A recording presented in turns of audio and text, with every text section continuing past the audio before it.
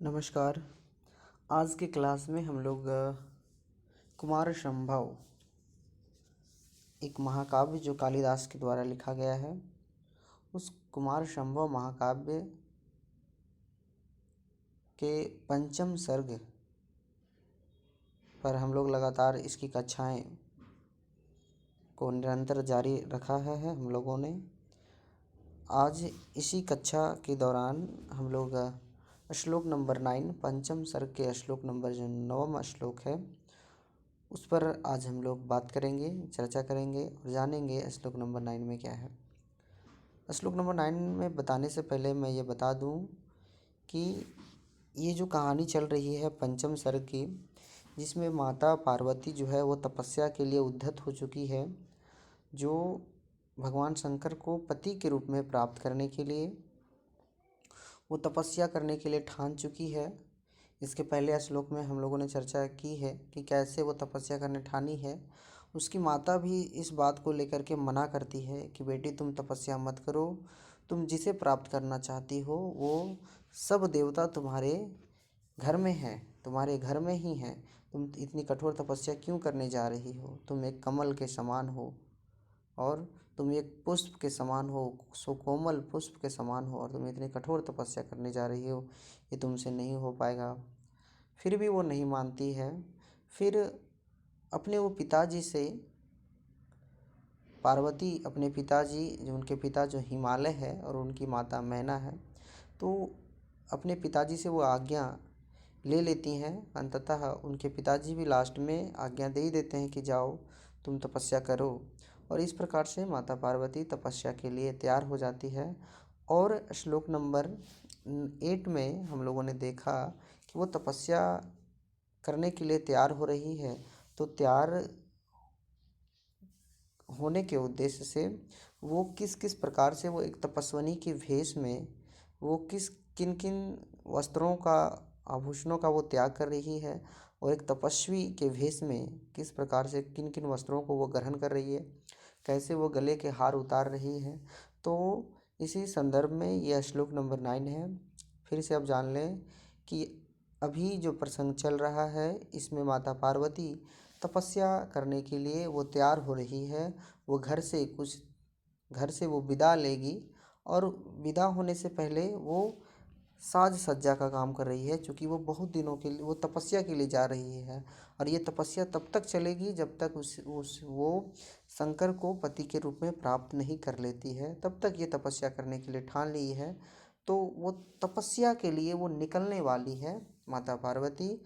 और वो किस किस प्रकार की तैयारियां कर रही हैं, वो एक सन्यासिनी के वेश में किस प्रकार को खुद को कैसे बदल रही है, श्लोक नंबर 9 में हम उसी पर बात करेंगे। इसकी पहली कक्षा भी हो चुकी है, आप देखेंगे तो इसकी पहली कक्षा श्लोक नंबर 1, 2, 3, 4 इस प्रकार से आज हम लोग श्लोक नंबर 9 पर बात करेंगे। तो श्लोक नंबर 9 में ये वर्णन है, मैं इसका थोड़ा प्रसंग बता दूं। श्लोक नंबर 9 में ये वर्णन है कि पार्वती जो है वह हर प्रकार की वेशभूषा, वस्त्र इत्यादि को, जो चूँकि वो राजा की पुत्री थी ना, हिमालय राजा की पुत्री थी, तो वो राजा की पुत्री तो राजकुमारी है, तो वो एक जो उसका जो जितना सारा ड्रेस था वो सारा ड्रेस को वो आभूषण इत्यादि गहना जेवर जो भी होता है सब उतार देती है, और एक सन्यासिनी की जैसा वो जटा जो होता है, अपना बाल जो है वो सन्यासिनी के जैसा जट बना लेती है। तो इसी श्लोक में कि वो जट जो बनाती है, जटा जो बनाती है, केसों को किस प्रकार से वो जटा बनाती है, श्लोक नंबर 9 में वही वर्णन है। तो आइए श्लोक नंबर 9 की हम बात करें, ठीक है। तो चलिए, लिखता है श्लोक नंबर 9 में, तथा प्रसिद्धे मधुरम शिरोरुहर जटा विरेप्येमभूत दानाननम। फिर से देखेंगे, तथा प्रसिद्धे मधुरम शिरोरुहर जटाभिरप्येवमभूतदाननं न षट्पदश्री न षट्पदश्रेणिभिरेव पङ्कजं ससे ससेवलाशङ्गमपि प्रकाशते ससेवलाशङ्गमपि प्रकाशते। तो फिर से एक बार इसका वाचन करेंगे। तथा प्रसिद्धे मधुरं तिरोरुहर जटाभिरप्येव मभूतदाननं न षट्पदश्रेणिभिरेव पङ्कजं ससेवलाशङ्गमपि प्रकाशते। तो चलिए यहाँ पे लिखता है तथा प्रसिद्धेर मधुरम शिरोः रुहर जटाभिरप्येव एव भूतदानं न षट्पद श्रेणिभिरेव श्रेणिभि जोड़ एव पंकजम सश्वेलाशंगमपि प्रकाशते। आइए इसका अन्वय देखते हैं। अन्वय में क्या है? हाँ, अन्वय में क्या लिखा हुआ है, अन्वय पे ध्यान देंगे हम लोग। अन्वय में यहाँ पे अन्वय में लिखता है अन्वय में लिखता है तदाननम प्रसिद्धे सुरुरेह शिरोरूह रूहे तदाननम तद जोड़ आननम आननम का मतलब होता है मुख। हाँ, आननम का मतलब होता है मुख। तो तद मतलब उसका मुख है ना, उसका मुख। तो किसका मुख? पार्वती का मुख। प्रसिद्धे मतलब सुसज्जित। सिरोरूहे सिर का जो रूह है मतलब सिर में जो उत्पन्न है, तो सिर में क्या उत्पन्न होता है? बाल। तो सिरे रूहे का मतलब होता है केस। सिरे रूहे का मतलब केस होता है। प्रसिद्धे मतलब उसका मुख, उसका जो मुख है, माता पार्वती का मुख है, वो केसों से प्रसिद्ध है, केसों से सुसज्जित था। यथा मधुरम है ना, यथा मधुरम अभूतेव अभूत है ना, अभूतेव तथा जटाभि अपि एवं अभूत। ध्यान देंगे इसका मीनिंग क्या होगा, समझेंगे। प्रसिद्धि मतलब सुसज्जित, श्रेयोरुहे मतलब केस, यथा जैसे, जिस प्रकार से, यथा मतलब जिस प्रकार से पार्वती का जो केस था पहले, जिस प्रकार से उसका केस था, तो केस से अपने केसों से जिस प्रकार से वो सुशोभित हो रही है, जिस प्रकार से वो सुशोभित हो रही थी, जिस प्रकार से वो मनोहर दृश्य केसों से वह सुसज्जित थी, सुशोभित हो रही थी, वो जिस प्रकार से सुसज्जित थी और वह कितना मनोहर था, मधुरम, वह कितना मनोहर था। अभूत जटाभि अपि एवं अभूत, और जटाओं से भी वह उतना ही खूबसूरत थी, उतना ही खूबसूरत दिख रही है। ध्यान देंगे इसका मीनिंग ये हुआ कि माता पार्वती पहले सिंपल वो बाल बनाती थी है ना, अपने बाल को सजाती थी, और अब क्या की है कि वो अब बाल को जटा के रूप में बदल दी है। तो यहाँ पे कालिदास लिखते हैं कि पहले जिस प्रकार से वो बाल बनाती थी उस समय जो खूबसूरत दिखती थी, और अभी वो बाल को जटा के रूप में बना ली है, अपना जट बना ली है, तो जटाओं से भी वो उतनी खूबसूरत दिख रही है। जितना बाल से वो खूबसूरत दिख रही थी, जितना मधुरम, जितना मनोहर वो सुसज्जित बाल से दिखता था, उतना ही मनोहर अभी वो जटाओं से भी दिख रही है।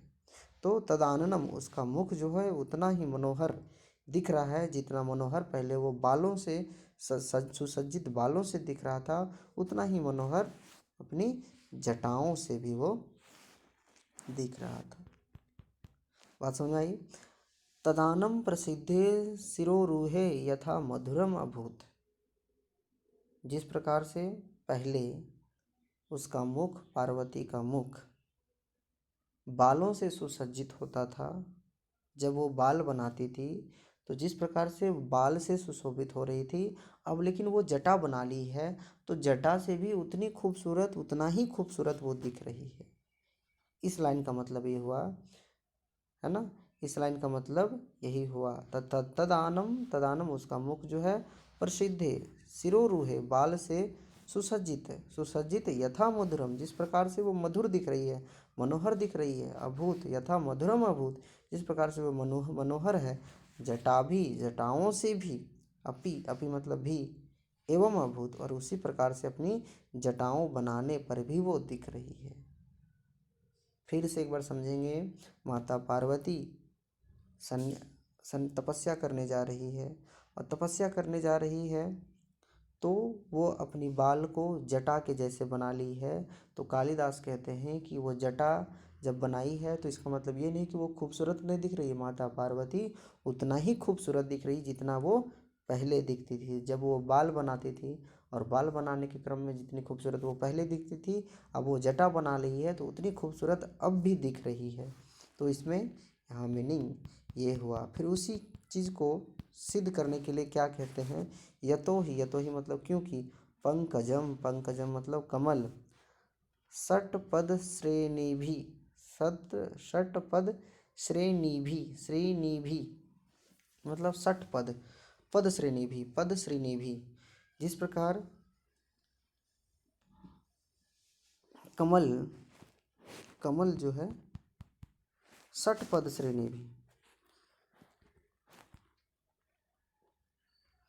षटपद, षटपद का मतलब होता है भ्रमर, षटपद का मतलब क्या होता है, भ्रमर, षटपद जिसका पद छ छ हो उसी को भ्रमर कहेंगे, ठीक है। तो षटपद श्रेणी भी जिस प्रकार कमल, जिस प्रकार कमल षटपद श्रेणी भी मतलब भ्रमर समूह, षटपद मतलब भ्रमर होता है, भ्रमर, षटपद श्रेणी भी, श्रेणी भी मतलब समूह, श्रेणी भी, श्रेणी होता है श्रेणी, तो श्रेणी भी, श्रेणी भी, षटपद श्रेणी भी एवना सा शैवालश, सा शैवालश संगम अभी प्रकाशते। कमल की खूबसूरती, कमल की खूबसूरती कब बढ़ती है, तो कमल पर अगर कोई भौरा आकर के बैठ जाए, भौरों के समूह अगर कमल पर आकर के बैठ जाए तो कमल, कमल की खूबसूरती तो बढ़ती ही है, केवल तभी नहीं बढ़ती है, मतलब अगर भौरा कमल पर आकर के बैठे, अगर भौरा कमल पर आकर के बैठे तो कमल की खूबसूरती बढ़ती है ना। तो केवल भौरे के बैठने से ही खूबसूरती नहीं बढ़ती है, बल्कि कमल जब शैवालों के बीच, शैवाल समझते हैं ना, तो शैवालों के बीच में भी रह कर के वो कमल की खूबसूरती बढ़ती है। तो यहाँ पे ये वर्णन है कि यतो ही क्योंकि क्योंकि यहाँ पर कमल जो है, कमल की खूबसूरती केवल भौरों के, कमल की खूबसूरती केवल भौरों के बैठने से ही नहीं बढ़ती, बल्कि कमल की खूबसूरती तब भी बढ़ती है जब उसके चारों तरफ, जब कमल के चारों तरफ शैवाल हो। जहाँ कमल खिलता है, तो जहाँ कमल खिलता है वहाँ चारों तरफ अगर शैवाल का घास हो, चारों तरफ अगर कमल शैवाल से घिरा हो, तो शैवाल तो देखने में तो बहुत जलखरा टाइप से होता है, लेकिन उससे उससे खूबसूरती कमल की भी बढ़ती है। तो यहाँ पे कहने का मतलब कमल से और माता पार्वती से तुलना की गई है। ध्यान देंगे, माता पार्वती के विषय में कहा गया है कि माता पार्वती अब जटा का धारण कर ली है। इसका मतलब ये नहीं कि वो खूबसूरत नहीं दिख रही है, वो खूबसूरत अब भी दिख रही है, वो खूबसूरत उतनी ही खूबसूरत दिख रही है जितना वो पहले दिखती थी, ठीक है। लोग बोल जटा, बाल को अब जट बना लिए हैं, जटा धारण कर लिए हैं, तो जटा धारण करने से माता पार्वती की खूबसूरती नहीं गई है, माता पार्वती की खूबसूरती नहीं गई है ना। अब माता पार्वती की खूबसूरती नहीं गई है, जितनी खूबसूरत वो पहले थी अब भी उतनी खूबसूरत है। तो इसी चीज़ को प्रमाणित करने के लिए वो एक उपमा देते हैं कि पंकज, पंकज मतलब कमल, कमल की खूबसूरती क्या केवल भौरे के बैठने से होता है?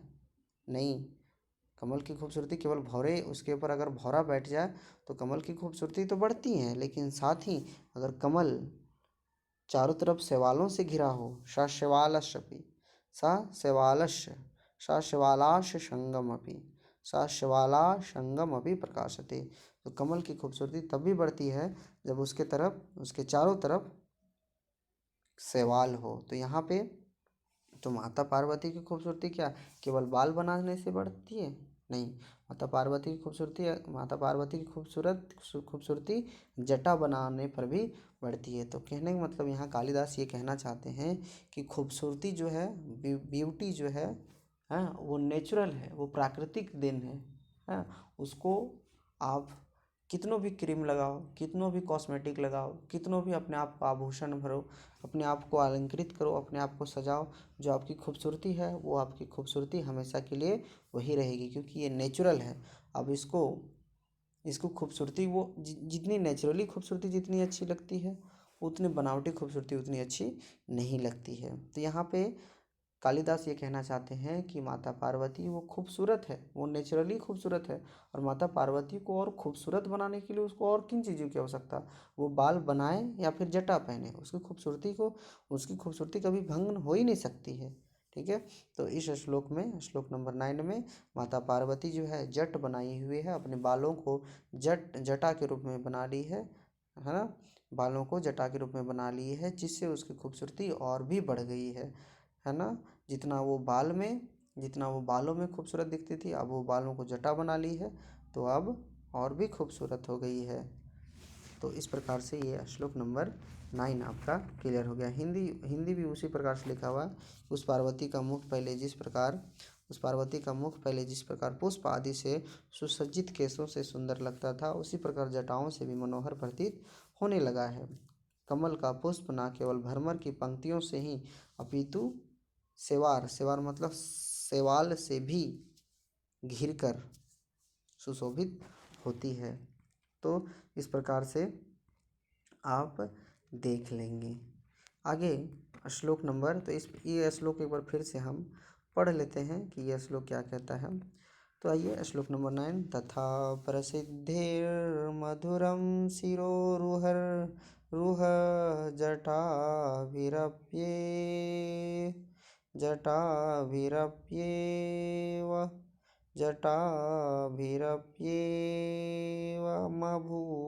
जटाभिरप्येवमभूतदाननं न षट्पद्श्रेणिभिरेव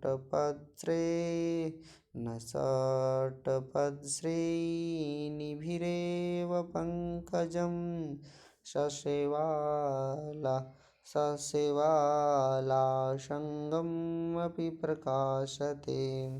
तो इस प्रकार से ये श्लोक नंबर 9 आपका पूर्ण हुआ। अब आगे हम लोग बढ़ते हैं श्लोक नंबर 10 में। श्लोक नंबर 10 में हम लोग देखेंगे कि क्या वर्णन है। आइए श्लोक नंबर 10। श्लोक नंबर 10 में इसका देखेंगे कि श्लोक नंबर 10 में माता पार्वती मुंज की मेखला का धारण कर रही है। मुंज की मेखला क्या होता है? मुंज मतलब होता है सरकंडा, सरकंडा मतलब सूत्री रस्सी। मुंज की मेखला जैसे कमर में पहनने के लिए एक पहले करधनी, जैसे राजकुमारी या रानी, ये सब करधनी पहनती थी। इसको कमरधनी भी कह सकते हैं या करधनी होते थे, करधनी भी कह सकते हैं। लेकिन यहाँ पे क्या है कि चूँकि वो सन्यासिनी बन रही है पार्वती, तो वो अपने कमर में जो करधनी पहनी थी उसको उतार करके अब वो मुंज की बनी मेखला मतलब करधनी, तो करधनी वो किससे बनी थी? मुंज की। मुंज मतलब सरकंडा होता है, सरकंडा मतलब जैसे जो सूत्री रस्सी टाइप से होता है ना, जिसको बोलते हैं खटिया, जिससे बनता है वो रस्सी। तो वो 3 लड़ियों से, 3 लड़ी मतलब 3 रस्सियों से, 3 जैसे बाल बनाते तो बाल की 3 लड़ी बनाते हैं, तीनों को फिर मिर करके गुत्था बना करके एक लंबा चोटी बना लेते हैं। तो वो क्या की है कि वो मुंज की मेखला धारण करती है पार्वती जो है। श्लोक नंबर 9 में ये वर्णन है कि माता पार्वती अपने कमर में अपने करधनी के रूप में वो मुंज की मेखला पहनती है। मुंज मतलब जैसे कह सकते हैं सूत्री रस्सी टाइप से, जो खटिया जो बनता है ना, तो वो रस्सी, तो तीन रस्सी मतलब तीन लड़ियाँ, तीन लड़ी को वो मेखला बनाई है, करधनी बनाई है, और वो कमर में पहन ली है। तो वो मेखला धारण करने से, मुंज की मेखला धारण करने से क्या हुआ है, क्या घटना घटी माता पार्वती के साथ, वो हम देखेंगे। ठीक है, तो आइए श्लोक नंबर 10 हम देखते हैं कि इसमें क्या वर्णन है। तो यहाँ लिखता है, प्रतीक्षणं शाकृतरोम विक्रियां व्रतायमोञ्जीं त्रिगुणां वभारयाम अकारि तत्पूर्वनिबधया तया सरागमस्य रसनागुणास्पदम्। फिर से, प्रतीक्षणं सा कृतरोमविक्रियां व्रतायमोञ्जीं त्रिगुणां बभारयाम अकारि तत्पूर्वनिबधया तया सरागमस्य रसनागुणास्पदम्। रसनागुणास्पदम्। तो आइए श्लोक नंबर 10 में हम बात करते हैं। तो यहाँ लिखता है, सा मतलब वह पार्वती, सह सा मतलब वह पार्वती, बभार का मतलब होता है धारण करना, वह पार्वती धारण करती है। वह पार्वती धारण करती है, तो क्या धारण करती है? मौंजिम। हाँ, वह पार्वती क्या धारण करती है? मौंजिम। मौंजिम मतलब मेखला, मौंजिम मतलब मुंज की मेखला। हाँ, वह पार्वती धारण करती है मौंजिम। वह पार्वती मुंज की बनी मेखला को मौंजिम कहेंगे। हाँ, मुंज की बनी मेखला, तो मुंजियम मेखला, तो मुंज की बनी मेखला को वो धारण करती है। तो याम मौंजी मेखला, याम मतलब जिस मौंज की मेखला को, जिस मुंज से बनी मेखला को बभार, सा मतलब वह पार्वती उस मुंज की बनी मेखला को वो धारण करती है। किस लिए धारण करती है? व्रतताय, व्रताय, व्रताय, व्रताय मतलब व्रत करने के लिए, तपस्या करने के लिए। तो वो कैसी, वो मुंज की मेखला कैसी है? त्रिगुणा, त्रिगुणाम, त्रिगुणा मतलब वो मुंज की मेखला तीन लड़ियों से युक्त है। वो मुंज की मेखला तीन लड़ी है, उसमें वो मेखला जो बनी है वो तीन लड़ी है, जैसे तीन लड़ियाँ होती, तीन लट कर सकते हैं, तीन लट को बना करके एक मेखला बनाई गई है। तो वह जो पार्वती है वो धारण कर रही है मुंज की मेखला, तीन लड़ियों से, तीन लटों से युक्त, तीन लड़ियों से जो बनी मुंज की मेखला है, उस मुंज की मेखला को माता पार्वती वो धारण कर रही है, अपनी कमर में पहन रही है। अब वो पहनने से क्या हो रहा है? तो बोलता है, वो मुंज की मेखला पहनने से क्या घटना घट रही है? तो बोलता है, प्रतिक्षणम, प्रतिक्षणम मतलब प्रत्येक क्षण में, कृतो रोम विक्रियाम, रोम विक्रिया मतलब एक रोमांच उत्पन्न कर दे रही है, एक रोमांच उत्पन्न कर दे रही है उनके शरीर में, एक रोमांच उत्पन्न कर दे रही है। रोमांच मतलब एक गुदगुदी सा फील कर रही है। जैसे अगर आप कुछ अद्भुत चीज़ पहन लेंगे पहली बार, तो आपके शरीर में एक अजीब तरह की क्रिया उत्पन्न हो जाएगी, एक अजीब तरह का रोमांच उत्पन्न हो जाएगा। तो माता पार्वती वो तीन लड़ियों से युक्त बनी जिस मुंज की मेखला को धारण कर रही है, वह मुंज की मेखला माता पार्वती के शरीर में प्रत्येक क्षण रोमांस उत्पन्न कर दे रही है। तो कालिदास यहाँ कितनी बारीकी से वर्णन करते हैं कि तीन मुंज की बनी लड़ियों को माता पार्वती धारण करती है, और धारण करने से उनके शरीर में प्रत्येक क्षण, उनके शरीर में वो रोमांच उत्पन्न हो जा रहा है, वो फीलिंग्स डेवलप हो जा रहा है। ठीक है, तो यहाँ पे ध्यान देंगे, ये माता पार्वती जो हैं वो भगवान शंकर से शादी करने के लिए तपस्या कर रही हैं। उद्देश्य क्या है? शादी करना। शादी करना मतलब माता पार्वती की अवस्था शादी करने की जैसी है। वो पार्वती शादी करने की अवस्था में है, तो वो कुछ भी धारण कर रही है तो उससे उनके माइंड में ये चल रहा है कि हम ये चीज़ धारण करेंगे और शंकर को खुश करेंगे, है ना। भगवान शंकर को खुश करेंगे और उनको पति के रूप में प्राप्त करेंगे। तो वो जो जो काम कर रही है, हर चीज़ को वो प्रेम के निगाह से देख रही है।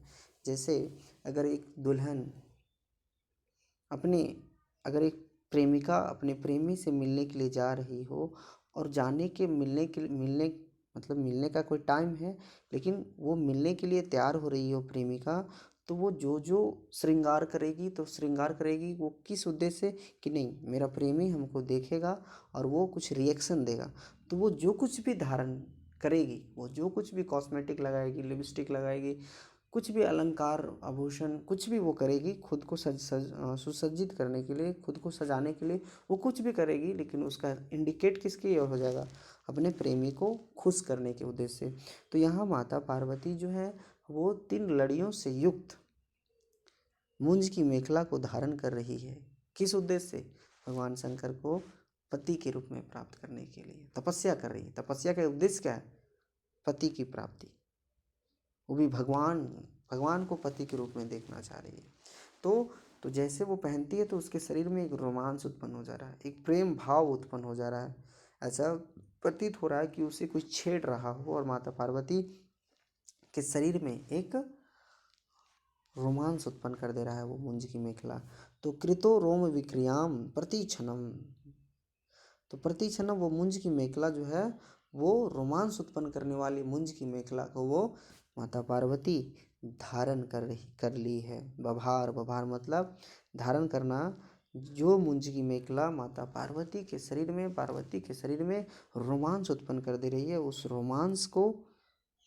रोमांस उत्पन्न करने वाली मुंज की मेखला जो 3 लड़ियों से त्रिगुणाम मतलब 3 लड़ियों से युक्त है, इस प्रकार के मुंज की मेखला को पार्वती धारण की हुई है। तो इस प्रकार से यहाँ पर ये आपका ऊपर वाला लाइन क्लियर हो गया। फिर लिखता है अकारी तत्पूर्व निबद्धया।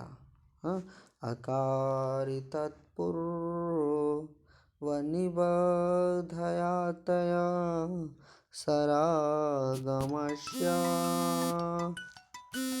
सरागमस्य रसनागुणास्पदम। तो इस प्रकार से यहाँ पे लिखता है तत्पूर्व निबध्या। हाँ, तत्पूर्व तत्पूर्व तत्पूर्व निबध्या। तत्पूर्व, पूर्व मतलब पहली बार, तत् मतलब उसके द्वारा, तत् मतलब उस पार्वती के द्वारा, पूर्व निबध्या पहली बार मुंज की मेखला पहनने से, पहली बार, तया मतलब उसके द्वारा, उस पार्वती के द्वारा, मुंज की पहली बार, तत्पूर्व निबद्धया तया पहली बार उसके द्वारा मुंज की मेखला पहनी गई थी, मुंज की करधनी पहनी गई थी। चूँकि वो खरखरा होता है ना, थोड़ा कठोर होता है। वो मुंज की मेखला जैसे सूत्री रस्सी अगर हम कमर में पहनेंगे तो वो कठोर रहता है। तो बोला गया है कि तया उसके द्वारा, तया मतलब उसके द्वारा पहली बार मुंज की मेखला पहनी, निबद्धया बांधने से, कहाँ? तो कमर में बांधी थी, तो कमर में बांधने से, गुणा रस गुणास्पदम, रसा गुणास्पदम, अस्पदम मतलब स्थान, तो रसना गुणास्पदम, रसना गुणास्पदम मतलब कमर के स्थान पर, कटी प्रदेश मतलब कमर के स्थान पर, मतलब कमर में, रसना गुणास्पदम मतलब रसना गुणास्पदम मतलब कमर में, कमर वाले स्थान में, जहाँ पे मुंज मेखला जहाँ पहनी जाती थी उस स्थान पर सरागमस्य आकारी, उस स्थान पर वो लाल कर दिया। सराग मतलब, राग मतलब लाल, और सरागमस्य मतलब इसका जो कमर था, माता पार्वती का जो कमर था उसमें लालिमा पड़ गई थी, है ना।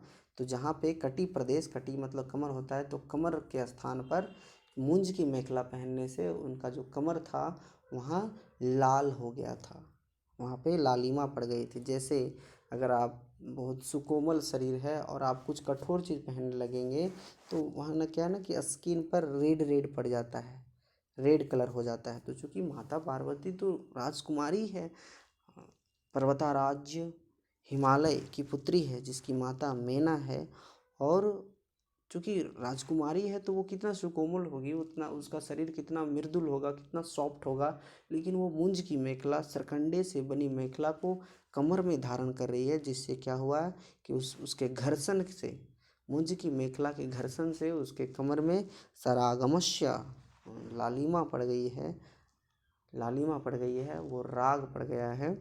इस प्रकार से यहाँ पे श्लोक नंबर 10 में वो वर्णन है। तो समझ में आ गया होगा। तो इस श्लोक नंबर 10 में ये वर्णन है कि माता पार्वती तपस्या के लिए निकली है, निकलने वाली है। उसके लिए वो क्या क्या तैयारी कर रही है, क्या किस प्रकार से वो वस्त्र, किस किस प्रकार का वस्त्र वो धारण कर रही है, और कौन कौन से आभूषण को वो खोल रही है, वो त्याग रही है। तो वो श्लोक नंबर 10 में वो तपस्या के लिए तैयार हो रही है। तो कालिदास इस दृश्य को किस प्रकार से वर्णन करते हैं वो श्लोक नंबर 10 में इसके बारे में बताया गया। तो प्रति क्षणम सा कृतरो रोम विक्रियाम कृत रोम विक्रियाम व्रतया मौंजिम त्रिगुणाम वभारयाम अकारी तत्पूर्व निबध्य तया सरागमस्य रसना गुणास्पदम। तो आइए देख लेते हैं इसका अन्वय। यहाँ पे सा प्रतिक्षणम कृत्रो कृत रोम विक्रियाम गुणाम त्रिगुणाम याम मौंजिम व्रताय वभार तत्व पूर्व निबध्या तया अस्याः रसना रसना गुणास्पदम सरागम अकारी।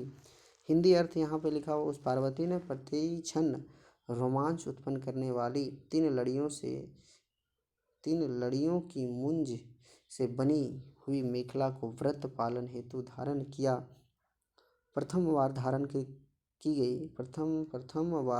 पहली बार बांधी गई उस मुंज की मेखला ने कटी प्रदेश मतलब कमर को लाल रंग कर दिया। इस प्रकार से ये श्लोक नंबर 10 आपका क्लियर हो गया।